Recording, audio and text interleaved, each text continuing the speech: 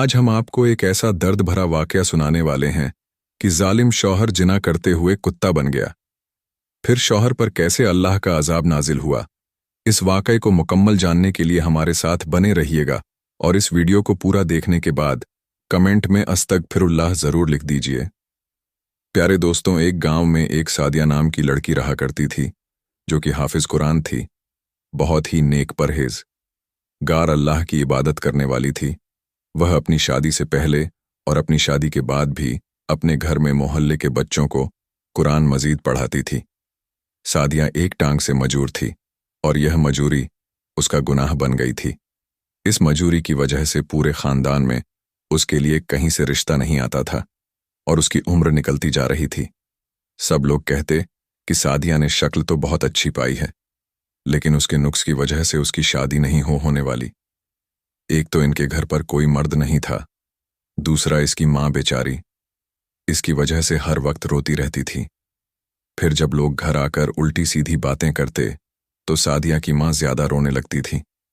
सादिया को यह मालूम था कि मैं उनकी बेटी नहीं बल्कि उनके लिए बोझ बन चुकी हूं। सादिया के अब्बा की पेंशन आती थी, उससे घर का गुजर बसर बड़ी मुश्किल से होता था। सादिया अपनी माँ से कहती कि माँ, आप मेरी शादी क्यों करना चाहती हैं? मैं आपके साथ ही रहना चाहती हूं, मैं कौन सा आप पर बोझ हूं उसकी। माँ ने आगे से कहा कि हाँ, तुम मुझ पर बोझ हो। जब तक तुम्हारी शादी नहीं होगी तो मैं कैसे दूसरी शादी करूंगी। सादी अपनी माँ की यह बात सुनकर हैरान हो गई। सादिया की माँ कहने लगी कि मेरी उम्र 16 साल थी जब मेरी शादी हो गई और अगले ही साल तुम इस दुनिया में आ गई थी और अभी तेरी उम्र 20 साल की भी नहीं हुई, तो क्या मैं दूसरी शादी नहीं कर सकती? और तेरे बाप को इस दुनिया से गुजरे हुए 5 साल हुए हैं। तेरी शादी होगी तो मैं शादी करूंगी। तुझे पता है मैंने अपने लिए रिश्ता भी पसंद करके रख चुकी हूं, लेकिन तुझे यहां से कोई लेकर जाएगा तो मेरी शादी होगी, लेकिन तुझे तो कोई लेकर ही नहीं जा रहा। सादी अपनी माँ की बातें सुनकर हैरान हो गई और सोचने लगी, मेरी माँ ने किसके साथ चक्कर चला रखा है। सादिया सोचने लगी, कौन है जो मेरी माँ के साथ शादी करने को तैयार है? लेकिन मेरी माँ मेरी वजह से रुकी हुई है, क्योंकि जाहिर सी बात है वह मेरी माँ से शादी करना चाहता है, लेकिन मेरी जिम्मेदारी नहीं उठाना चाहता। वैसे तो यह माँ बेटी निहायत ही दोनों खूबसूरत थी। फिर सादिया की माँ ने कहा, तू ही किसी को अपनी बातों में लगा ले। शक्ल तो अल्लाह ने तुझे बहुत ही खूबसूरत दी है। तुम भी मुझे किसी दिन बता देना कि मुझे फलां लड़का पसंद है और मैं उससे शादी करना चाहती हूं, तो मैं तुम्हारी शादी उससे करवा दूंगी ताकि मेरी भी जिंदगी बच जाए। मैं पूरी जिंदगी बेवा नहीं काट सकती। हर औरत की तरह मेरे दिल में भी अरमान है, बस तू मेरी जान छोड़ दे। सादिया की माँ ने अपनी बेटी के सामने दोनों हाथ जोड़ लिए और वहां से चली गई। उस दिन सादिया नमाज पढ़कर अल्लाह के सामने बहुत रोई। ऐ अल्लाह, एक माँ ही तो होती है जो अपनी औलाद से मोहब्बत करती है, लेकिन यहां तो मेरी माँ को भी मुझसे ज्यादा अपनी पड़ी है। सादिया के मोहल्ले का एक लड़का था जो अक्सर उसके दरवाजे के सामने से गुजरता था, लेकिन सादिया ने कभी इसकी तरफ तवज्जो नहीं दी थी। अगर कभी सादिया किसी काम से घर से बाहर निकलती तो वह लड़का सादिया को तंग किया करता था और बातों बातों में छेड़ा करता था। सादिया जब चलती थी तो साफ पता चलता था कि उसकी टांग बहुत ही मजूर है, लेकिन इसका यह मतलब नहीं था कि वह चल नहीं सकती थी। जो रास्ता एक आम इंसान पार करने की 10 मिनट लगाता है, वही रास्ता सादिया करने के लिए 15 मिनट लगाती थी। बस एक यही नुक्स सादिया के अंदर था। सादिया एक दिन फिर जब घर से निकली तो वह लड़का रोज की तरह आज भी उसका पीछा करने लगा और किराने की दुकान पर खड़ा हो गया। फिर सादिया को देखकर इशारे करने लगा। सादिया हिम्मत करके उस लड़के की तरफ गई और गुस्से से बोली, तुम कौन हो? क्यों मेरा पीछा करते हो? वह लड़का सादिया से कहने लगा कि मेरा नाम हाशिर है और मैं तुमसे शादी करना चाहता हूं और आप मुझे बहुत खूबसूरत लगती हैं। मैंने तो सुना है कि आपका कहीं रिश्ता भी नहीं हो रहा, इसलिए मैं आपसे शादी करने के लिए तैयार हूं। जैसे ही उस लड़के ने यह बात कही तो सादिया कहने लगी, क्या आपके अंदर इतनी हिम्मत है कि मुझसे शादी करें? अगर इतनी हिम्मत है तो आज मेरे साथ मेरे घर चलो और मुझसे निकाह करो। उसके पास खड़े लोग यह बात सुनकर हैरान होने लगे। किराने वाला सादिया को जानता था कि यह बहुत ही नेक बच्ची है। उसने कहा, बेटी तुम क्यों इसकी बात को दिल पर ले रही हो? सादिया ने कहा कि नहीं चाचा, मैं इसकी बात को दिल पर ले रही हो। सादिया ने कहा कि नहीं चाचा, मैं इसकी बात को दिल पर नहीं ले रही हूं। मैं इससे खुद कह रही हूं कि अगर मेरे साथ शादी करनी है तो कर ले। हमेशा कहता है कि शादी करूंगा, अगर मर्द है तो कर ले, अब मुझसे शादी करके दिखाओ। वह बुरी तरह से हैरान हो गया और चुपचाप वहां से चला गया। सादिया भी बहुत गुस्से में थी और वहां से वापस आ गई। लेकिन 2 दिन बाद वो लड़का सादिया की मां से मिलने आया और उसने आकर सादिया का रिश्ता मांग लिया। मां ने कहा कि बेटा, तेरे घर वाले क्यों नहीं आए? तो वह कहने लगा कि मेरे घर में मेरी एक मां है जो चल फिर नहीं सकती, बस मैं सादगी से शादी करूंगा और इसको ले जाऊंगा, अगर आप इजाजत देती हैं। सादिया की मां कहने लगी, तू ऐसे कैसे उठकर मेरे घर आ गया? तो वह लड़का कहने लगा, मैं आपकी बेटी को पसंद करता हूं, उससे शादी करना चाहता हूं। सादिया की मां तो भी पहले ही उसकी शादी करने के लिए तैयार थी। उसकी मां ने कह दिया कि ठीक है, ले जाओ, मैं तुझे 2 दिन का वक्त देती हूं और आकर इससे निकाह करके इसको ले जाना। सादिया की मां ने अपनी बेटी को थोड़ी बहुत तैयारी करवाई और हाशिर के साथ अपनी बेटी का निकाह करवाकर उसके घर रुखसत कर दिया। बेटी ने जाते हुए अपनी मां से कहा कि अब आप अपनी जिंदगी अच्छे से गुजारना, जिंदगी भर आपको तंग नहीं करूंगी। सादिया की मां कुछ नहीं बोली और सादिया शादी करके अपने ससुराल चली गई। इस घर में सिर्फ सादिया की एक सास थी। शादी से पहले तो सादिया को लगा कि मेरी सास मेरी जिंदगी जहन्नुम बना देगी, लेकिन वह तो सादिया से भी गई गुजरी थी। उसकी हालत भी उसके जैसी ही थी। अपनी बहू से कहने लगी कि बेटी, तुम कितनी खूबसूरत हो, इस आवाज के चक्कर में कहां से आ गई? तुमने क्यों मेरे बेटे से शादी करके अपनी जिंदगी अजाब बना ली है? सादिया कहने लगी कि मां जी, आप दुनिया की पहली मां हैं जो ऐसी बात कह रही हैं। आपको तो खुश होना चाहिए कि आपके बेटे की शादी हो गई। वह कहने लगी, कुछ मां ऐसी होती हैं जो ऐसी नाफरमान औलाद को पैदा करती हैं, जो मां बाप की जिंदगी भी अजाब बना देते हैं। बल्कि मेरी तो दुआ थी कि इससे कोई भी लड़की शादी नहीं करती, इसको कोई भी अपनी बेटी नहीं देता। बेटियां तो बहुत प्यारी होती हैं, तुझे तेरे घर वालों ने कैसे से इसके साथ भेज दिया? सादिया ने अपनी सास को अपनी सारी हकीकत बता दी। उसकी सास कहने लगी कि बेटी, पहले तो सिर्फ औलाद ही अपने माँ बाप को यह दिन दिखाती थी, लेकिन आजकल तो माँ बाप भी यह काम पकड़ लिया है। बेटी, मैं पूरी कोशिश करूंगी कि तुम्हारे साथ इस घर में कुछ भी बुरा ना हो। सादिया ने अपनी सास को मुस्कुराकर कहा कि कुछ बुरा नहीं होगा, मैं चुपचाप सब कुछ बर्दाश्त कर लूंगी, मैं बहुत ही साबिर और शाकिर लड़की हूं। तो उसकी सास कहने लगी, इस घर में साबिर और शाकिर लड़की का गुजारा नहीं है, बल्कि इस घर में तो एक जिंदा लाश का गुजारा हो सकता है, जो बस सब कुछ देखती रहे लेकिन बोले कुछ नहीं। सादिया को तो अपनी सास की बात समझ में नहीं आ रही थी। फिर 2 दिन बाद ही सादिया को अपनी सास की हर बात समझ में आ गई। उसने देखा कि उसका शौहर किसी गैर महरम लड़की को घर में लेकर आया है और दूसरे कमरे में उसके साथ मौजूद था। सादिया ने दरवाजे पर दस्तक दी, लेकिन अंदर से कोई नहीं आया। फिर 2 घंटे बाद उसका शौहर कमरे से बाहर आया।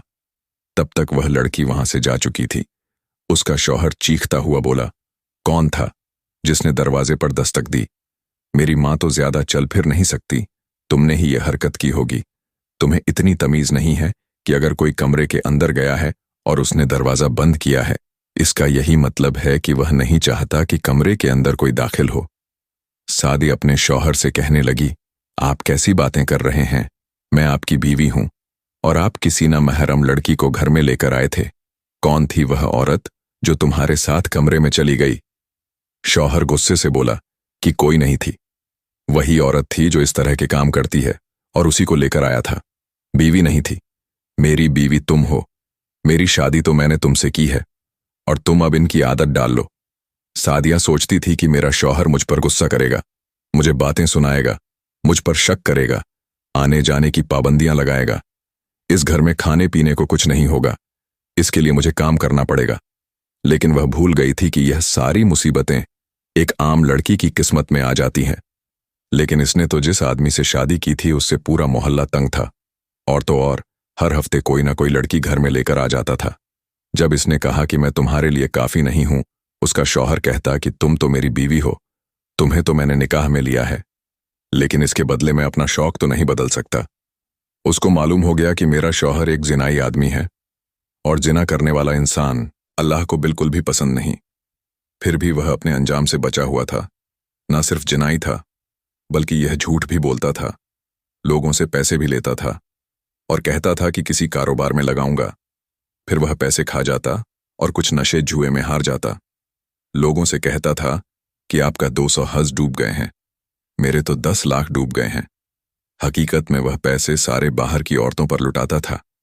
अगर कोई बाहर दरवाजे पर अपने पैसे मांगने आता, आखिर उसे रोध होकर अपने दुखड़े सुनाता और कहता, आपसे ज्यादा तो मेरा नुकसान हुआ है। लोग तो कुछ देर तक आते जाते फिर भूल जाते। इस हिसाब से उसके घर का खाना पना बहुत अच्छा था। उसके शौहर को हर रोज गोश्त और अच्छे अच्छे खाने बहुत ही ज्यादा पसंद थे। कभी भी दाल सब्जी नहीं खाता था। वो कहता था, जिस दिन मेरे पास गोश्त के लिए पैसे नहीं होंगे तब मैं सब्जी खा लूंगा, लेकिन ऐसा दिन कभी नहीं आएगा। वो बदबख्त अपनी माँ का नाफरमान बेटा था। उसकी माँ अपनी चारपाई से ज्यादा उठ बैठ नहीं सकती थी। उसको सारे काम बिस्तर पर ही करवाने पड़ते थे, लेकिन कभी कभार तो वह अपने बिस्तर से उठकर खड़ी हो जाती है और फिर फौरन बैठ जाती है। ऐसे में जब वह बार बार पानी मांगती, कोई भी इंसान तंग हो जाता। फिर भी उसकी बहू अपनी सास की भरपूर खिदमत करती थी। एक दिन सादिया बाथरूम में गई थी, तब उसकी सास बार बार पानी मांग रही थी। उसके बेटे ने जैसे ही अपनी माँ की चार आवाज सुनी तो वह चीखता हुआ अपने कमरे से बाहर आया और अपनी माँ को कहने लगा, क्या तुम गधों की तरह शोर कर रही हो? क्या हमको 2 मिनट का सुकून भी नहीं लेने देती? तुमको बहू लाकर दी है ना तुम्हारा काम करने के लिए, फिर किस बात की? आखिर ढाई हुई है। उसकी मां कहने लगी, बेटा वो नहाने के लिए गई है, क्या वह अपना काम भी नहीं करेगी? अगर तुम मुझे पानी पिला दोगे तो क्या हो जाएगा? आखिर मैं तेरी मां हूं। जब तू छोटा था और तुझे बार बार भूख लगती थी तो बार बार मुझसे पेट भरने की फरमाइश करता था। मैंने तो बेटा कभी नहीं कहा कि थोड़ी देर रुक जा। मैं तो तुझसे कभी भी तंग नहीं आई थी, तो फिर इस तरह की हरकतें तू क्यों करता है? वो गुस्से से अपनी मां को कहने लगा कि पुराने जमाने की मां की तरह मुझ पर एहसान मत जता हो। पैदा किया है तो पालना भी तुमने ही था। मैंने इधर से अर्जी लिखकर तो नहीं डाली थी कि मैंने पैदा होना है। आपने खुद ही पैदा किया था। अगर पालना नहीं था तो सड़क पर फेंक देती। अब मुझ पर एहसान क्यों जता रही हो? सादिया को धीरे धीरे अपने शौहर से नफरत होने लगी। पहले तो नमाज पढ़कर हमेशा की तरह अल्लाह से अपने शौहर की हिदायत के लिए दुआएं करती, अपने सब्र के लिए दुआएं करती, लेकिन अब तो उसके शौहर से उसको इस कदर नफरत हो गई थी कि उसने उसके लिए दुआ करना भी छोड़ दी थी, क्योंकि उसका शौहर उसको मारता पीटता का और उसके होते हुए बाहर से आए दिन कोई ना कोई लड़की जरूर लेकर आता था। उसका दिल ही नहीं भरता था। वह बार बार किसी ना किसी लड़की से ताल्लुक बना लेता। एक दिन सादी अपनी सास से पूछकर अपनी दोस्त के घर जाने लगी। उसकी सास ने कहा, हाँ बेटी, तुम भी कभी घर से बाहर चली जाया करो। वैसे भी आज मेरी भतीजी आ रही है, वह मेरा ख्याल रख लेगी। तुम मेरी फिक्र मत करना। वैसे भी बहू, मैं चाहती हूं कि तुम घर से बाहर आया जाया करो। इस तरह तुम घर में पड़ी बीमार हो जाओगी। इस घर में पहले ही बहुत टेंशन है। जब वह अपने दोस्त के घर गई तो वहां उसके वालिद साहब किसी से फोन पर बात कर रहे थे। कब्रिस्तान में से कफन चोरी हो रहे हैं। पता नहीं कौन इतनी नीच और घटिया हरकत कर रहा है। पता नहीं कैसे कैसे जालिम लोग हैं जो कि मुर्दों को भी नहीं बख्शे। साथ ही वह यह बात कर रहे थे कि मोहल्ले में शावर और उसकी तरह बहुत ज्यादा चीजें मिलने लगी हैं। पता नहीं इन सब कारनामों के पीछे किसका हाथ है, जिससे अल्लाह का जरा भी खौफ नहीं। सादी अपनी दोस्त के साथ बातों से मशगूल हो गई। वह अपनी दोस्त को अपने शौहर के की गए जुल्मो सितम के बारे में बताने लगी। मुझे बहुत बुरी तरह मारता है, मुझे बातें भी सुनाता है, खुद मेरी किसी बात पर खुश नहीं होता, मुझे इंसान भी नहीं समझता, ऊपर से बेवफाई के तबस सरेआम करता है। हालांकि मेरे ही घर में मुझसे बेवफाई करता है और उसे इस बात की जरा भी परवाह नहीं और मेरे बारे में जरा भी नहीं सोचता कि मेरी बीवी के दिल पर क्या गुजरेगी। उसकी दोस्त सादिया की बातें सुनकर कहने लगी, मैं तो ऐसे गंदे आदमी को छोड़ क्यों नहीं देती? तुमने क्यों उसे अपने पीछे लगा रखा है? सादिया ने कहा कि अपनी मां की खुशी के लिए, क्योंकि मैंने सुना है कि मेरी मां बहुत ज्यादा खुश है। उसने जिस आदमी से शादी की है वह कोई ऐसा वैसा आदमी नहीं है और वैसे तो मेरी माँ की उम्र से थोड़ा बड़ा है, लेकिन उसके पूरे मोहल्ले में 30 घर हैं जो उसने किराए पर दिए हैं, और वह मेरी माँ के खूब नाज नखरे उठाता है। उसने अपनी गाड़ी भी ले रखी है, लेकिन उसकी शक्ल और सूरत ऐसी है कि देखने को दिल नहीं करता। लेकिन वह बहुत ही जायदाद का मालिक है। उसने मेरी माँ को अपने हाथ का छाला बनाकर रखा हुआ है। उसके बाद सादिया पैदल ही अपने के घर जा रही थी। उसने एक हाथ में कुछ सामान पकड़ा हुआ था। रास्ते में जाते ही उसका जूता टूट गया। जूता पकड़कर एक तरफ खड़ी हो गई। इतने में उसके पास से एक कार गुजरी, जिसमें उसकी माँ, उसका शौहर बैठा हुआ था। उसकी माँ ने अपनी बेटी को एक नजर देखा, लेकिन दोबारा अपनी बेटी को पलट कर नहीं देखा। वैसे भी सादिया को अपनी माँ से यही उम्मीद थी कि वह मेरे पास कभी नहीं आएगी। अगर आ भी जाती तो कभी उसके साथ नहीं जाती। वह अपना जूता हाथ में पकड़कर नंगे पांव घर आ गई। घर में देखा तो उसकी सास बिलक बिलक कर रो रही थी। बहू ने आते ही जल्दी से अपनी सास से पूछा, अम्मी आपको क्या हुआ है? सास ने कहा कि कुछ नहीं बहू, इस घर में कोई ना कोई जरूर अजाब आएगा बेटी। मैं तो पहले ही चाहती थी कि मेरे बेटे की किसी से के साथ शादी ना हो, किसी की लड़की इस घर में नहीं आए, इसकी कोई औलाद पैदा ना हो, ताकि कल को इसकी औलाद के आगे यह सब कुछ ना आए। सादिया भी अपनी सास की बातें सुनकर रोने लगी। उसे अपनी सास पर बहुत रहम आ रहा था और दिल ही दिल में सोचने लगी कि इस आदमी ने इसको किस मुकाम पर लाकर छोड़ दिया। सादिया की हालत उसकी सास की जैसी हो गई थी। दिन रात टेंशन, गम और इस शख्स की मार कुटाई और बातें बर्दाश्त कर करके उसकी हालत ऐसी हो गई थी जैसे 6-7 महीने की बीमारी से उठी हो। चेहरे पर कोई रौनक नहीं थी, हड्डियों में कोई जान नहीं थी। एक टांग से बेचारी पहले ही मजूर थी। ऐसा लगा था जैसे अब चारपाई पर लग जाएगी और यह मर जाएगी। एक दिन इसका शौहर रात को घर आया तो उसके हाथ में 3-4 शॉपर थी। उसने शराब पी रखी थी और 3-4 शॉपर उसने एक तरफ रख दिए। उसकी बीवी पूछने लगी कि यह क्या है?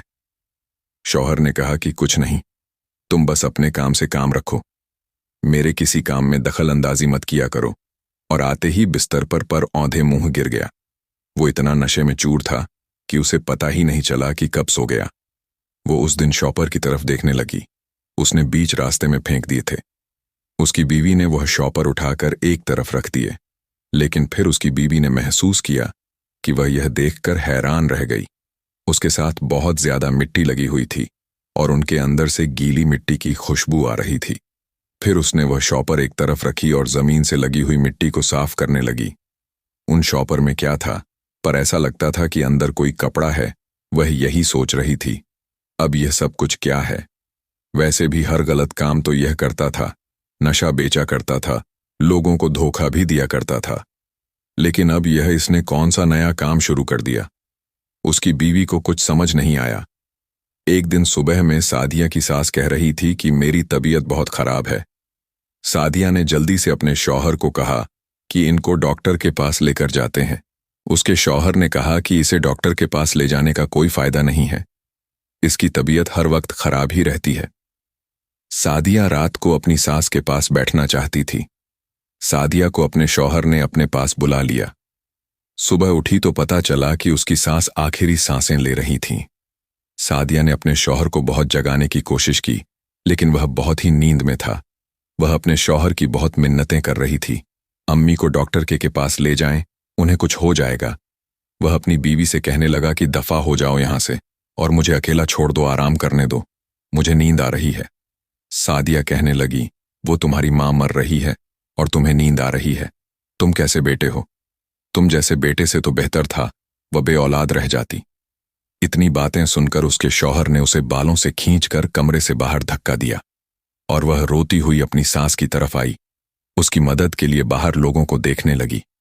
वो खुद तो उसे अकेली उठा नहीं सकती थी, इसलिए जल्दी से चादर ओढ़ी और बाहर की तरफ चली गई। उसे बाहर एक रिक्शे वाला मिला और उससे कहने लगा, जल्दी जल्दी आप हमारे घर चलिए, मुझे आपकी मदद की बहुत जरूरत है। रिक्शे वाले को सादिया ने कहा कि आप मेरे साथ घर में आइए और इस मरीज को अपने साथ हॉस्पिटल लेकर जाइए। रिक्शे वाला जल्दी से सादिया की बात सुनकर उसके घर में आया। घर पर आने से पहले ही उसकी सांस इस दुनिया से जा चुकी थी। सादी अपनी सांस को देखकर बहुत रोई। उसे बहुत तकलीफ हुई, जैसे कि उसकी खुद की मां मर गई हो, क्योंकि उसकी सास उसकी मां से भी ज्यादा उसका ख्याल रखती थी। वो बहुत ही अच्छी थी। सादिया बहुत ज्यादा परेशान हुई, लेकिन उसके शौहर की आंख में एक भी आंसू नहीं था। जब उसकी सास के दफन का इंतजाम हो गया, उसका शौहर अपनी बीवी से कहने लगा, मां वाला कमरा साफ कर लेना, वहां से अभी तक दवाइयों की बदबू आ रही है, और तुम अपना सारा सामान लेकर वहीं सेट हो जाना, और हमारे वाले कमरे की सिर्फ हमारे लिए सेट कर देना। बीवी ने पूछा कि आपको अपने लिए अकेला कमरा क्यों चाहिए? उसका शौहर गुस्से से बोला, मेरे साथ ज्यादा जुबान मत चलाया करो, तुम्हें हर बात का पता है, फिर क्यों मेरे मामले में आती हो? अब तो सादिया वाकई इस घर में जिंदा लाश बन गई थी। सही कहा था उसकी सास ने, इस घर में सिर्फ एक जिंदा लाश का गुजारा हो सकता है, जो सब कुछ अपनी आंखों से देखती रहे और बोले, कुछ नहीं। इस घर में रोज नई नई औरतें आती थीं। उसका शौहर उन औरतों के साथ रात बिताता था, और उसकी बीवी कुछ नहीं कर पाती, बल्कि उसके शौहर ने तो अपनी बीवी को नौकरों की तरह रखा हुआ था। कभी जल्दी से खाना बना दो, जरा अच्छी सी चाय बना दो, कभी कोई औरत आ गई है उसके लिए दूध गर्म कर दो, पकड़े तल दो, वगैरह वगैरह। दादियां बैठे यह सब कुछ चुपचाप देखती रहती और कर करके देती रही। वह अपना दिल अपनी सांस के साथ हल्का कर लेती थी, लेकिन अब किससे बात करती? दीवारों से बात करती। एक दिन वह ईशा की नमाज पढ़ रही थी। नमाज के दौरान बाहर दरवाजे पर जोर जोर से दस्तक होने लगी, और बाहर दरवाजे पर ऊंची ऊंची आवाज से उसका शौहर गाली गलौज कर रहा था, जल्दी दरवाजा खोलो, जल्दी दरवाजा खोलो। लेकिन सादिया तो नमाज पढ़ने में मसरूफ थी। अभी कुछ वक्त गुजरा था कि उसका शौहर दीवार से छलांग लगाकर अंदर आ गया। उसने आते ही नमाज पढ़ती हुई मजूर बीवी पर लातों और जूतों की बरसात शुरू कर दी। उसके शौहर ने उसकी कमर और सर पर बहुत ज्यादा जूते मारे, लेकिन वह उफ तक नहीं कर सकी। सादिया का शौहर जब उसको मार मार कर थक चुका था, तो वह उस लड़की को लेकर अपने कमरे में चला गया, जिसको वह अपने साथ लेकर आया था, और सादिया वहीं सजदे में सर रखकर अल्लाह के आगे रोती रही, ऐ अल्लाह, मुझे इतना जुल्म बर्दाश्त नहीं होता। ये इतना गुनाहगार बंदा है, तूने अभी तक इसको डील क्यों दे रखी है? मेरी सास ही मेरा एक सहारा थी, और तूने मुझे उसको भी छीन लिया। ये तेरा कैसा इंसाफ है? सादिया ने सजदे में सर रखकर अल्लाह के आगे रोना शुरू कर दिया। आज मैं आप लोगों को एक बात बताऊंगा। अगर किसी शख्स ने आपका दिल दुखाया है और आप उसके लिए बहुत दुखी हैं, उसने आपके साथ अगर वाकई बहुत बुरा किया है, लेकिन कभी भी आप अल्लाह के सामने सजदे में बैठकर जा नमाज पर सर रखकर उस शख्स का नाम लेकर कभी न रोए, क्योंकि फिर उसके बाद इस तरह का अजाब आएगा कि शायद आपका भी दिल यह कहेगा कि शायद सादिया को ऐसा नहीं करना चाहिए था। क्योंकि जब इस तरह इंसान अल्लाह पाक के सामने रोता है, अगर उसके दिल से बदुआ भी ना निकले, लेकिन उसके दिल में जो होता है वह हो जाता है। वही घड़ी थी जब सादिया की बदुआ अपने शौहर को लग गई। सादिया 1 घंटा सजदे में सर रखकर अल्लाह के सामने रोती रही। बस वही घड़ी, वही पल, वही रोना, वही सजदा, और अंदर से वह औरत चीखती हुई बाहर आई, जो कि उसके शौहर के साथ उसके कमरे में गई थी। सादिया यूं ही सजदे में पड़ी रही, मगर उस औरत की चीख पुकार सुनकर मोहल्ले के तमाम लोग जमा हो गए। लोगों ने उसकी चीख की जगह वजह पूछी। उसने बताया कि अंदर वह इंसान मुझसे जिना करते हुए कुत्ते की शक्ल में बदल चुका है। जैसे ही कमरे के अंदर उसके शौहर के पास गए, उनके पैरों के तले से जमीन निकल गई, उनकी चीखें निकल गईं। घबराते हुए सहारे बाहर आ गए, क्योंकि वहां अंदर का मारा कुछ और ही था। अंदर कमरे में उसका शौहर चारपाई पर कुत्ते की शक्ल में मुब्तला होकर लेटा हुआ था। उसकी शक्ल कुत्ते जैसी हो चुकी थी। वह इंसान दुनिया के लिए एक इबरत का निशान बन गया। हर इंसान उसको देखकर तौबा करने लगा। उसे अपने इबरतनाक गुनाहों की सजा मिल चुकी थी। हर कोई इस शौहर को देखकर अस्तगफार की तस्वीर करने लगा। उसका शौहर बदनम शक्ल के साथ जब बाहर आया, उसने देखा कि उसकी बीवी ऐसे ही सजदे में पड़ी हुई है, और लोगों ने जब उसकी बीवी को उठाने की कोशिश की कि देखो तुम्हारे शौहर को क्या हो गया है, एक बार देखो तो सही, लोगों ने देखा कि सादिया तो सजदे में ही मर चुकी थी। फिर उस औरत ने सारा वाक्य बताया कि इसने नमाज पढ़ती हुई बीवी पर जुल्म और ज्यादती की, फिर मुझसे जिना के लिए अंदर चला गया, फिर जिना करते हुए अल्लाह के अजाब में ही मुब्तला हो गया। वो औरत वहीं सजदे में गिर गई और अल्लाह के हुजूर तौबा करने लगी। लोगों ने सादिया के कफन दफन का बंदोबस्त किया, उसको दफन कर दिया। लोग इस सादिया को नहीं भूल सकते थे, जो कि बहुत ही नेक थी। लोगों को सादिया के इस तरह मर जाने का बहुत ही ज्यादा दुख था और उसके शौहर पर लान तान कर रहे थे। लोगों ने उसको मार मार कर वहां से निकाल दिया